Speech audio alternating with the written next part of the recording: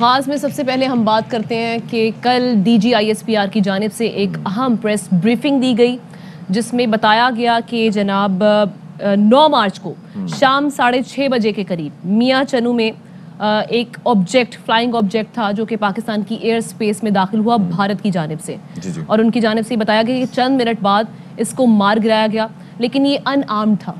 اچھا بیسکلی ہوا یہ کہ یہ جو چیز ہے یہ that was initially called a flying object. یہ پاکستان کے بارڈر کو اس نے کراس کیا اسرا یا کسی ایسے ہی مقام کا D G I S P R نے حوالہ دیا جہاں سے اس نے ٹیک آف کیا تھا. اس کے بعد پاکستان کی ٹریجیکٹری میں آنے کے بعد اس نے 124 کلومیٹر اندر جا کر میاں چنو کے قریب یہ گر گیا. ٹھیک ہے, اب سچویشن یہ ہے کہ اس حوالے سے D G I S P R نے بھی بتایا اور ایئر مارشل صاحب جو ان کے ساتھ موجود تھے ان کا بھی یہ بتانا تھا کہ that was an in armed super sonic missile. اچھا ویسے تو یہ لگتا یہی ہے کہ جو یہ میزائل جس طرح کا تھا تو وہ بظاہر ہو سکتا ہے کہ یہ کروز میزائل ہو کیونکہ جو اس کی رفتار تھی وہ ماک 2.5 یعنی کہ 2500 کلومیٹر فی گھنٹہ بتائی گئی ہے. بیلسٹک میزائل یا پروجیکٹائلز جو ہوتے ہیں ان کی سپیڈ اس سے کہیں زیادہ ہوتی ہے, وہ تو 17000 کلومیٹر فی گھنٹہ کی رفتار سے اڑ سکتے ہیں. بہرحال یہ واقعہ کافی کنسرننگ تھا. ہم نے ایگزیکٹلی اور میجر جنرل بابر افتخار صاحب نے اس حوالے سے یہ بھی کہا کہ اس کی تحقیقات کی جا رہی ہیں اور جیسے یہ انٹر ہوا تھا تب سے اس کی مانیٹرنگ اس سے پہلے شروع کر دی گئی تھی. ساتھ ہی ساتھ انہوں نے یہ کہا کہ بھارت کو اب جواب دینا ہوگا. On 9th of March 2022 at 18:43 hours, that is 6:43 p.m., a high-speed flying object was picked up inside Indian territory by Air Defence Operations Center of Pakistan Air Force. From its initial course, the object suddenly maneuvered towards Pakistani territory and violated Pakistan's airspace, ultimately falling near Mian Channu at 1850 yards. And when it fell, it also damaged some civilian property. Thankfully, no loss or injury to human life was caused. Pakistan Air Force continuously monitored the complete flight path of the flying object from its point of origin near Sirsa in India till its point of impact near Mian Channu. Whatever caused this incident to happen, it is for the Indians to explain. Pakistan strongly protests this flagrant violation and cautions against recurrence of any such incident in future. The object khud gira hai, but we were tracking it and we were very well aware کہ یہ کس direction میں جا رہا ہے. ٹھیک ہے. اچھا جی, تو یہ واقعہ ہوا اور عجیب سا واقعہ تھا. وی ور ناٹ اینٹیسپیٹنگ کوئی پاکستان اور بھارت کے درمیان اس طرح کی چیزیں چل نہیں رہی. کیوں ہوا اس پہ ذرا بات کر لیتے ہیں. مائنڈ سیٹ کیا ہے اس وقت بھارت کا. دفاعی تجزیہ کار retired major general Ijaz Awan صاحب علی صبح براہ راست ہمارے ساتھ موجود ہیں. Sir so good to see you and a very good morning sir. یہ پہلے طریقہ کار مختلف ہوتے تھے. کوئی جناب کراس بارڈر فائرنگ کر دی, بھلے ایل او سی ہو یا انٹرنیشنل بارڈر ہو, یا پھر ہم وہ کوڈ کاپٹرز وہ ڈرونز جو ہوتے تھے چھوٹے چھوٹے سرویلنس کے لیے وہ کبھی 400 میٹر 500 میٹر.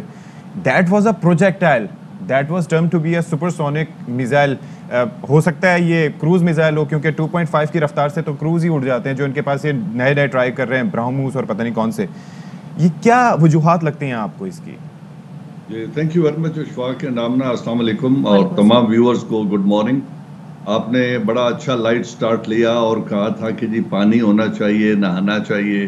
میری بھی دعا ہے کہ کراچی میں وافر صاف مقدار کا پانی ہو, وافر مقدار میں ہو اور لوگ نہائیں دھوئیں اور موسم بہار میں فریش رہیں انشاءاللہ. یہ جو آپ نے ایشو ابھی اٹھایا ہے دس از ویری کریٹیکل. یہ معمولی بات نہیں ہے. یہ یقیناً میسائل ہے, ان آرمڈ تھا, اس کے آگے وار ہیڈ نہیں تھا. بالکل اس نے پاکستان کی سوورینٹی اور ایئر سپیس کو وائلیٹ کیا ہے. یہ بائی ڈیفالٹ نہیں ہے, بائی ڈیزائن ہے. مجھے اس میں کوئی شک نہیں ہے.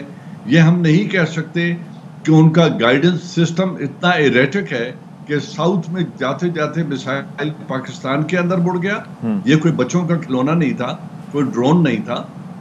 سر لاہور سے گجران والا جانے والی بس نہیں تھی کہ موڑ کاٹتے ہوئے کھیتوں میں اتر گئی. بالکل یہ ان کا میسائل یونٹ ہے جنہوں نے لانچ کیا ہے.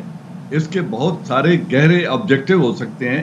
پہلی بات تو یہ ہے کہ انہوں نے, میں سمجھتا ہوں انہوں نے ہمارے ایئر سپیس جو آبزرویشن اور مینجمنٹ ہے جس کا آپ بات کر رہے تھے D G I S P R, اس کو انہوں نے ٹیسٹ کیا ہے کہ ہم کتنے ویجیلنٹ ہیں اور ہم اپنی ایئر سپیس کو کتنا غور سے اور باریکی سے دیکھ بھی رہے ہیں, مانیٹر بھی کر رہے ہیں. لیکن پھر ہماری صلاحیت کیا ہے کہ ہم 3-3.5 منٹ میں جو ایک وار ہیڈ لا سکتا تھا میسائل, اس کو انٹرسپٹ کرنے کی ہماری صلاحیت کیا ہے, اور پھر ہمارا ڈپلومیٹک اور پولیٹیکل ریسپانس کیا ہے. How do we take it, do we take it lying low, اور ہم کہیں جی نہیں ان سے غلطی ہو گئی ہے, کسی بچے کا کھلونا تھا جو اچانک آ کے گر گیا. اچھا سر, یہ پریسائسلی اس میں ایک پوائنٹ بڑا امپورٹنٹ ہے. اس سے پہلے جو ہم بات کرتے تھے تو پاکستان کا جو ایئر ڈیفنس کے حوالے سے اسپیکولیشنز کی جاتی تھی مختلف ممالک کی جانب سے, وہ یہ تھا کہ لو فلائنگ آبجیکٹس تو چلیں ٹھیک ہے 20-25 ہزار کے فٹ کی بلندی تک, لیکن اوپر کے مسئلے ہوتے ہیں. اب یہ جو آبجیکٹ تھا, یہ جو سپر سونک میزائل جس کی بات کر رہے ہیں, یہ 40,000 فٹ کی بلندی پر تھا. پھر بھی we traced it well and we kept an eye on it till the very and.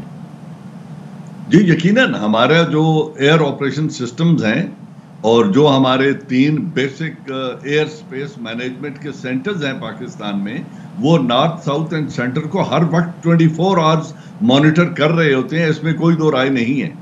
لیکن دیکھنا یہ ہے کہ انڈیا پہ وہ کون سا جنون طاری ہے اور انہوں نے اپنی کس کیپیبلٹی کا ٹیسٹ کیا ہے.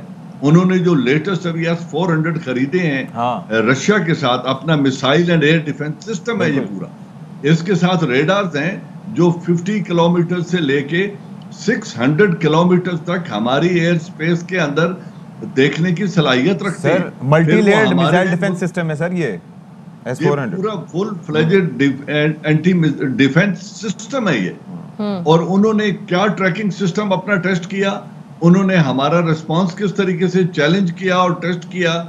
اگر اس کے آگے وار ہیڈ ہوتا اور یہ انہوں نے کیا ہوتا تو بھی ہم 3 منٹ میں کیا کر سکتے تھے. اب یہ وہ سوالات ہیں جن کو جی ایچ کیو میں انالائز کیا جائے گا, آپریشن ڈائریکٹریٹ میں, اور پھر diplomatically and politically we don't have to take it lying low, and we must know کہ یہ ہندوستان کس صلاحیت کا مظاہرہ کر رہا ہے.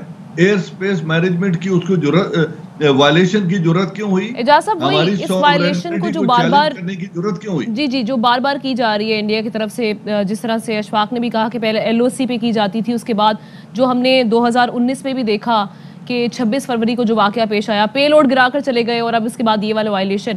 تو اس کو سٹاپ کرنے کے لیے, روکنے کے لیے ہمیں کیا اقدامات لینے پڑیں گے, کن کن فورمز کی طرف جانا پڑے گا؟